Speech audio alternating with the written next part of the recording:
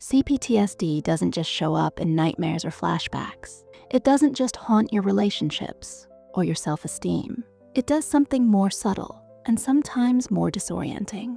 It changes the way you experience time. Your body may be in the present, but your brain and your nervous system, they're operating in another dimension. Time stops making sense. Minutes stretch into hours. Whole days disappear. And you don't even realize it's happening until the damage is done. If you've ever felt like time just doesn't work the same for you, this is why. These are 5 very real ways CPTSD warps your internal sense of time and what it feels like to live with that every day. Number 1, you constantly feel like time is running out, even when you have nothing urgent to do. Let's start with something most people with CPTSD never talk about. This crushing, quiet panic that sits in your chest for no logical reason. You might be home alone with no plans. You might be making breakfast or folding laundry, but inside, there's this anxious voice whispering, "Hurry up." Your heart races. You tap your foot.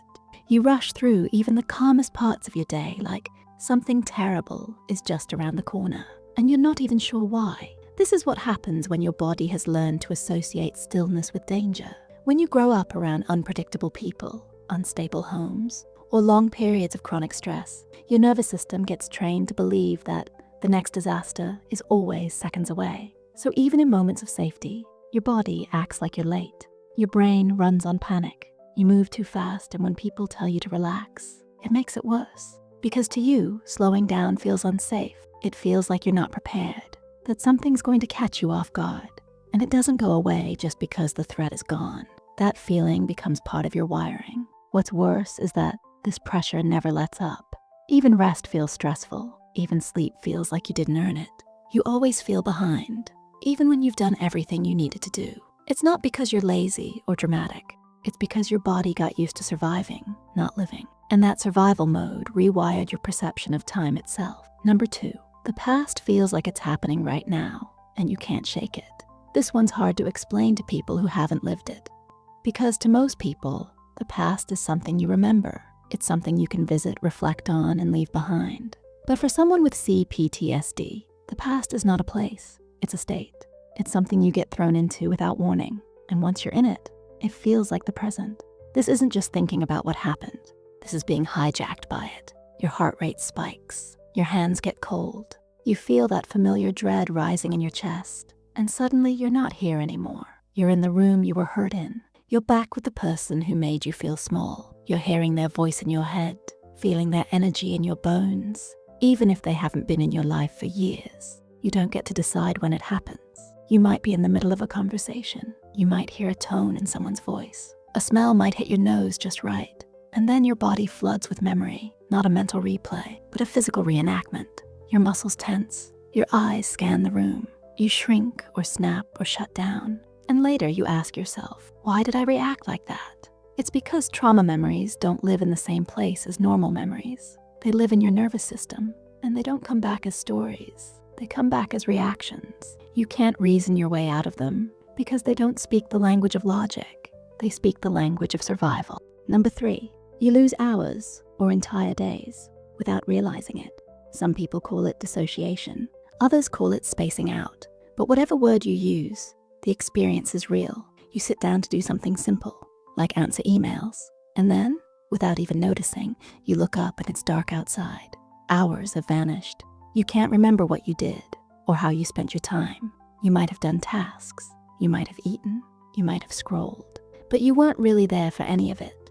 This is one of the strangest and most disorienting parts of living with CPTSD. Your brain hits a certain threshold of stress or even boredom, and it checks out. Not in an intentional way. You don't mean to do it. But your mind floats away. You go on autopilot. You become this ghost in your own life, going through the motions, but not really feeling present. Sometimes it's short, like zoning out during a conversation. Sometimes it's long, like losing an entire afternoon to nothing. And afterward, it leaves this foggy guilt, this heavy sense that you wasted time, or that something's wrong with you. But dissociation isn't failure. It's a protective mechanism. It's your brain saying, this moment doesn't feel safe to feel, so I'm turning the volume down. And while it might have helped you survive back then, it can make day-to-day life feel empty. You miss moments. You forget tasks. You feel disconnected from yourself. And that, in turn, makes it even harder to trust your own memory and perception of time.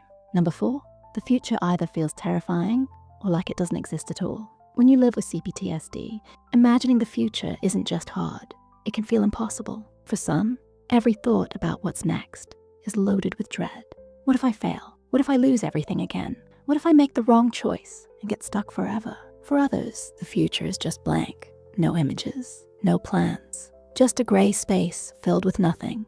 This happens when your body has been trained to focus only on short-term survival. You didn't get to build dreams. You didn't get to make long-term goals. You just had to make it through the day, the hour, the moment. And after years of living that way, your brain starts treating anything beyond this week as irrelevant or unsafe. You might try to set goals, but the pressure becomes unbearable. You might start planning something you really want to do, but then suddenly feel frozen or nauseous. Or you stop thinking about the future altogether.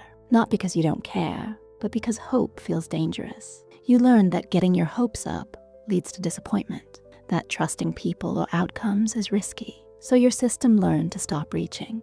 But that doesn't mean you can't build a future. It just means you have to do it differently, with smaller steps, with more self-compassion, and with the understanding that planning for tomorrow isn't a luxury. It's a skill you were never taught. Number 5, you can't tell how long things should take, and you blame yourself for it. People will say things like, just clean your room. It'll only take 10 minutes. But for you, 10 minutes turns into an hour. Or you sit down to do a 30-minute task and it's over in 5, but something feels off. You can't estimate, track, or manage time in a way that feels normal. And that leads to so much shame. You wonder why other people seem to have it all together, why they can follow a schedule, why they can break things down into steps and just do them. And you start to internalize that shame. I'm lazy, I'm stupid, I'm incapable, but none of that is true. What you're experiencing is the result of executive dysfunction, a brain function issue that often comes with trauma. Your ability to plan, prioritize, initiate, and pace yourself gets scrambled. You want to do things. You even know what needs to be done, but you can't seem to start. Or you start and can't finish, or you finish, but it takes everything out of you. And again, it all comes back to time. Your brain can't map it out correctly, so it either rushes too fast or slows down too much.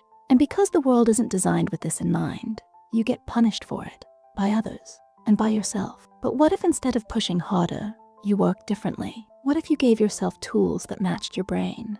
Not the one you wish you had, but the one you're learning to understand. Because your struggles with time don't mean you're defective. They mean your mind learned to function under threat.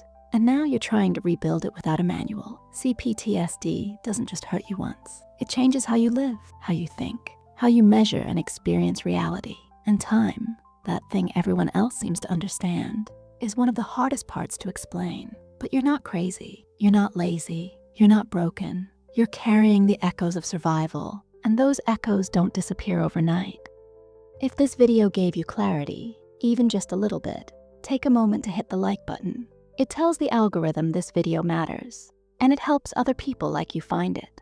And if you want more content that speaks to what it's actually like living with trauma, subscribe to the channel. There's more coming. Real talk, real tools, real healing. Drop a comment below and tell me, which time distortion hit you the hardest? Do you lose hours without realizing? Does the past still feel like it's happening? Or is the future just a fog? I read every comment. Let's talk about it. Let's build a space where none of us feel like the only one. Thanks for being here. You made it through more than you know, and you're not too late. You're right on time.